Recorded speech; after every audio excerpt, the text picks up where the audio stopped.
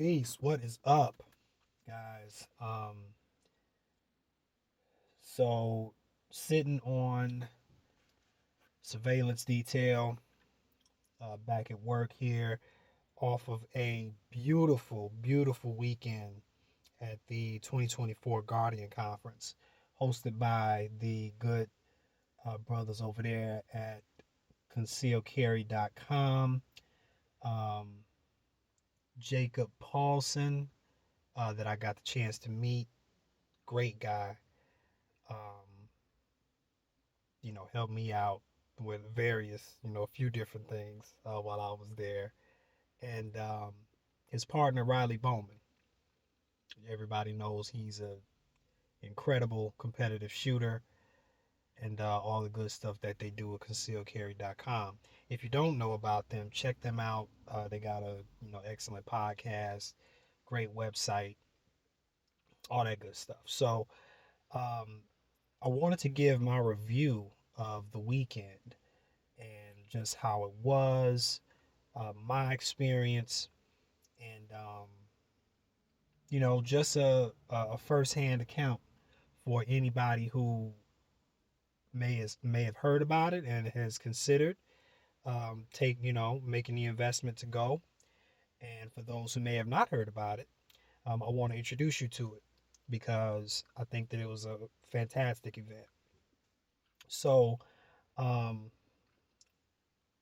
hosted in Oklahoma City, at the Oklahoma City Gun Club.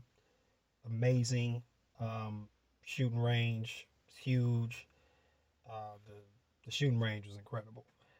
And so I flew in from Chicago,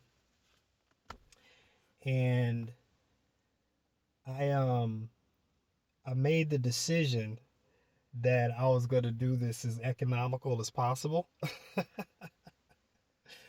So I decided to. I mean, they put on the registration that camping was available on site, at the range, and everything was happening at the range, except for the VIP dinner, which was exclusively for Guardian Nation members. Guardian Nation is the monthly subscription membership that concealcarry.com has, which I am now strongly considering becoming a member of. I probably will be becoming a member of the Guardian Nation. So, but anyway, aside from the dinner for the Guardian Nation members, everything happened.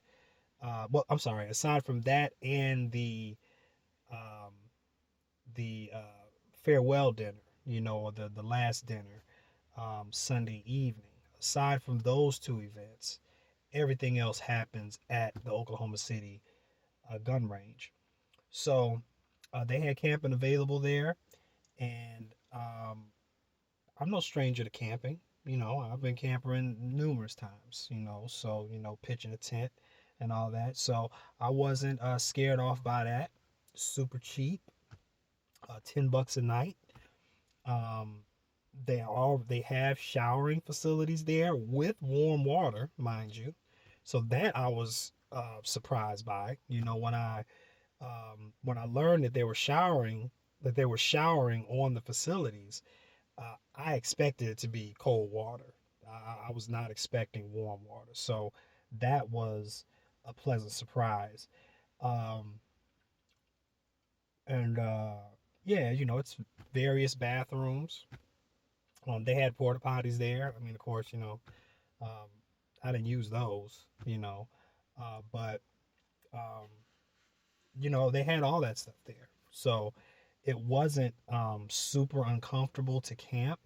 The only thing that did make it a little bit uncomfortable was just how hot it was, and that's not an issue with the gun range or an issue with the event. It was just the weather.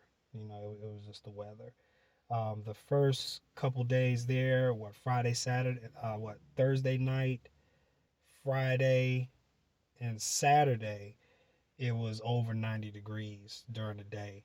And at nighttime, it was at like 80, 80, like 85, 85, 90 degrees at night. So, and then being inside the tent, that made it uncomfortable. It was really really hot. Um, but you know, we worked it out. Again, the great thing about having a showering on site. So, after the day's training was done, I went over and took a shower, before bed. Um, so that helped with the comfortability of going to sleep through the night. Um, so that wasn't bad at all. Started off just a tad bit rough because it's a gun range, so it was rural, right? And what I had in my head, again, I said that I was going to do this as economic as possible. So all I purchased was my ticket for the conference, my flight, and gear. That's all I bought. I didn't pay for any rental car. I didn't pay for any hotel.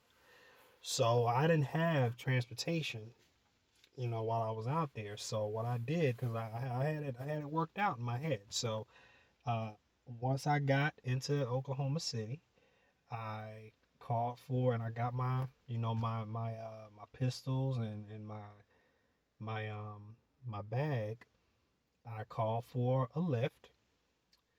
Lyft wasn't bad at all. It was about 30 some odd dollars to get from the airport to the gun range. So, but again, the gun range is huge.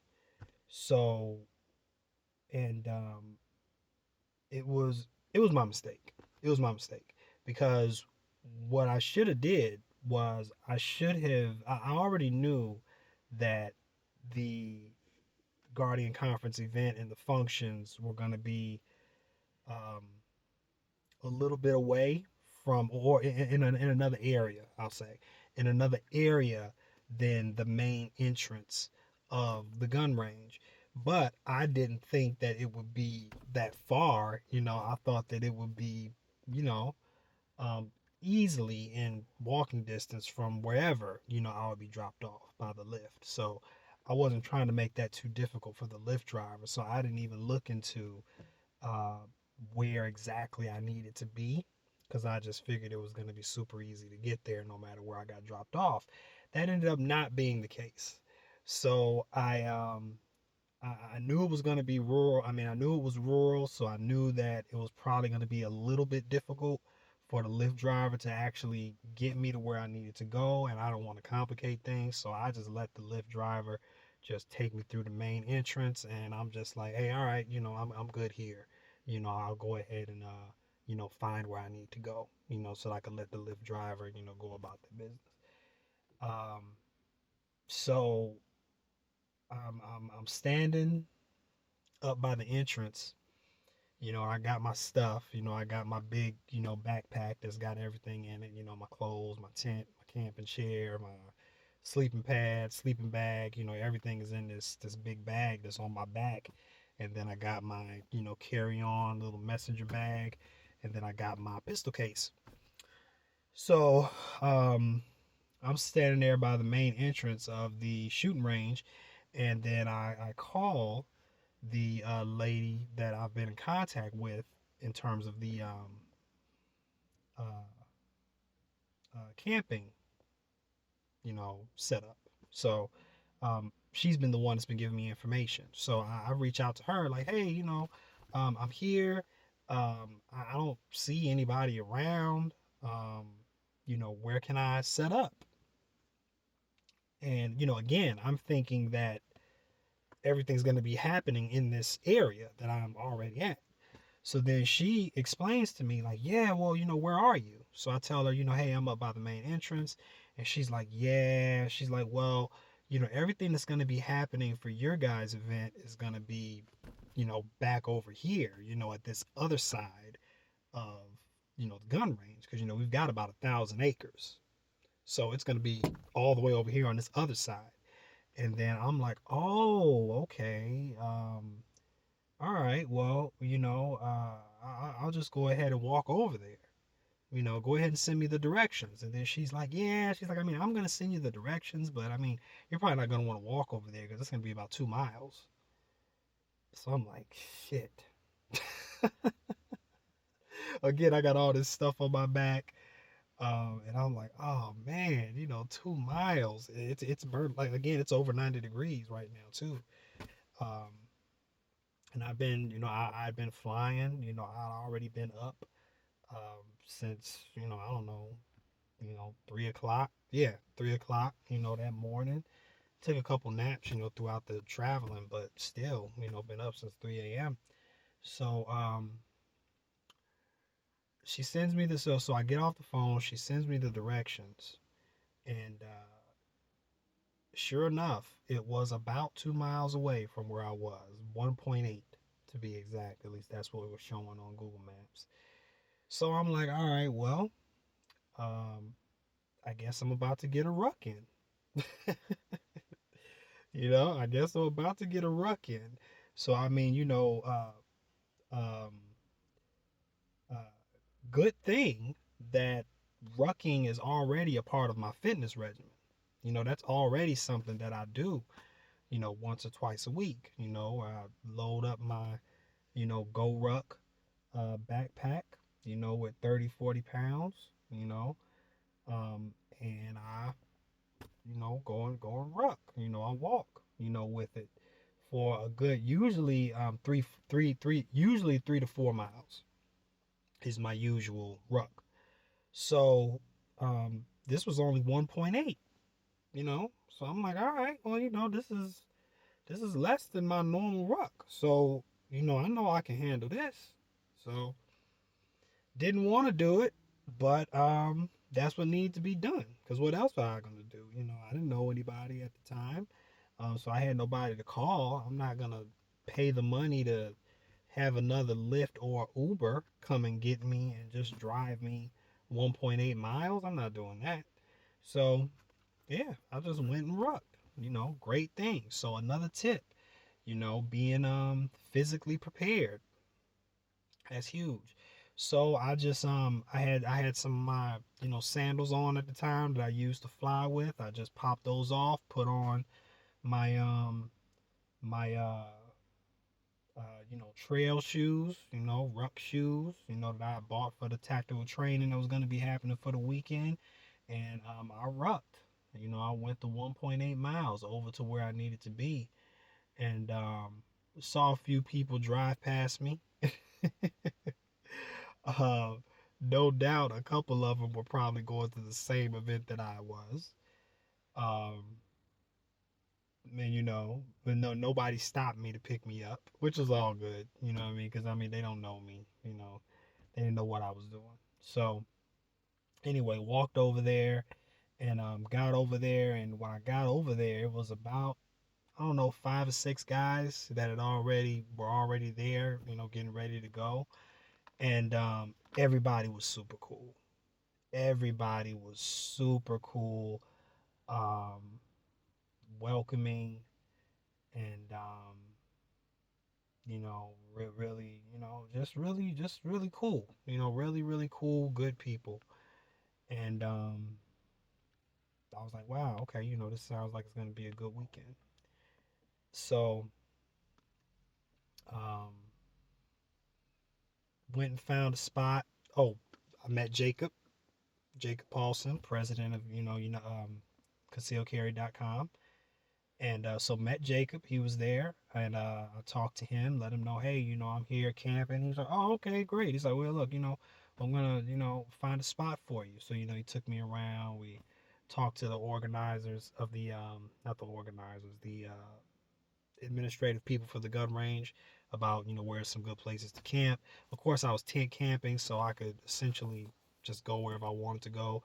And so Jacob was just like, here, I'm gonna take you over to the area that I usually take people, when they tent camp, here. So Jacob took me over to this spot, and I got out and I said, all right, cool. Found the area. It was all good. Biggest issue I had over there was, I don't know what you call them, but it was these little small prickly things that were like all over the ground. Um, we have some at my house too. So my wife knows what they are. I mean, it was some plant or something where it's like when it's went to seed, all of its little edges, and it's just got these little prickly, sticky things, man. And they were just getting all over my shoe, all over my pants. And then, you start trying to take your shoes off or do something around it. You don't realize it's there and it's poking the shit out of you. It was just, it was just poking the shit out of me, man. So, that was, that and the heat was the most, um, annoying things about camping, at the event. Again, nothing to do with the gun range, nothing to do with the event. It was just the environment that we were in. So, um, anyway, that was cool. So that was Thursday. Set up camp, checked in. Made some contact with some of the people that were already there. We had pizza. That was cool. Um, Good intro, right? So Friday, first day of training. Um, you get up in the morning. We had a guy there who had a coffee product out there. Oh man, Iron Soldier coffee. Um, so he was up there early in the morning setting up coffee for everybody. Good solid coffee, by the way, as well. Good coffee. So check him out, Iron Soldier coffee. And they would set up a continental breakfast for us. They had some fruit, they had some muffins, and the coffee. So just a little something, just a little something light to kind of, get something in you, to get the day started, start your training. And, so did that, and then we were ready to go. So, um, I'll say for those that don't know, uh, my background when it comes to this self defense arena is the martial arts. I'm a black belt in VSK Jiu Jitsu. Um, under the lineage of Dr. Moses Powell, Grand Professor Florindo Visitacion, Soke Little John Davis. That's my lineage there. With the coming out of the crew in Chicago under Grandmaster Abdul Aziz Muhammad, formerly Grandmaster Anthony Muhammad. So that's who um, tested me, and conferred, my black belt upon me. Um, so that's my back. That and the Filipino martial arts, Kali, also Southern Praying Mantis Kung Fu, as well. So that's my that's where my most extensive um, experience and expertise is when it comes to self defense. So I didn't start getting into guns until around 2019. Like 2019, right before the pandemic happened. So um, that was my first time really, starts beginning to get in the firearms. And prior to this weekend, I hadn't received any um, real dedicated quality instruction in firearms. Everything I had picked up had just been on my own. You know, um, I did have an intro to firearms class years ago. My wife had got something for me. She got an intro class for me. So it was an intro class for Chicago. So this was it was really just the first half of what you needed to get a concealed carry license for uh, for the state of Illinois.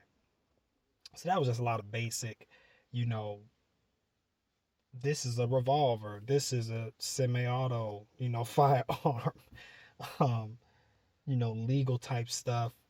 Uh, no real and no real instruction in the skill of actually shooting and using a firearm for defense of yourself or your family. At the end of that day, we went to the range, but it wasn't like that. So everything that I had been doing um, over the last few years in the firearms arena had just been stuff on my own. Watching a lot of YouTube videos, going to the range, trying this, trying that. Um, but no real instruction on shooting. So this is why this weekend was so big for me, um, because me having the experience I have in the martial arts and me respecting um, self defense and respecting what it takes to be a skilled practitioner in whatever it is that you're doing. um, I knew that I had deficits in my shooting game, and I wanted to start to remove those and start to bring my shooting and firearms handling skill to get it closer to my hand-to-hand combat skills. So that's why it was so important for me to be here this week, for me to be there this weekend. And some of these instructors that were there, a couple of them I had already heard about just from YouTube and things of that sort, but um, quite a few of them I had never heard about. And you really realize that this is a very niche community, this firearms thing. But not even so much just this firearms thing, this um, concealed carry firearms skill for self-defense type of community. This is a very niche community. Very niche community. Like you get the understanding rather quickly that everybody's gonna know each other. If you're able to hook up with this guy, he can plug you with this guy, and he can plug you with this guy. Um, and it's just very niche, very close knit. Um, you know, kind of like a family, kind of thing. In a sense, right? So you learn that. You learn that pretty early, being at an event like this and making contacts and talking and meeting with people. So I still have my schedule for the weekend. So we'll go through um, piece by piece, and we will talk about each instructor and each class.